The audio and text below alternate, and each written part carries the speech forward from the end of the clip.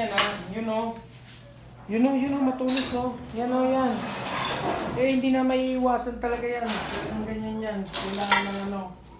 Time lapse. Time lapse, mama. Pagka gagawa tayo.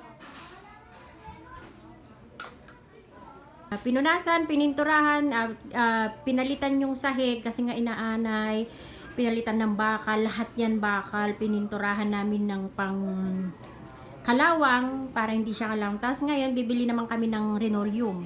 Nakababa na itong kwarto na ito yung computer shop. Hanggang dun, computer shop pa ganon. Hindi namin ipapabuhos kasi ang sabi ng gagawa, it takes 1 month, ganon. 3 weeks to 1 month. Kaya hindi namin pinagalaw na buhos. Ganito na lang muna pansamantala, tsaka na yung buhos-buhos. Kaya naman siguro itong bakal na to. Kasi lahat ng mga pinaka dun sa babae bakal naman. Ayan. So ito na yung bahay. Ayan yung pinagawa kong cabinet.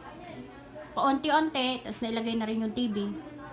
Parang laging bagong lipat. Pagkatapos nga natin linisan, punasan at linisan yung ating sahig doon, ay aalis na tayo para makabili po ng linoleum. Kailangan nating matapos nitong araw na ito kasi nga po ay dadating na naman yung aking alaga. Andito na kami!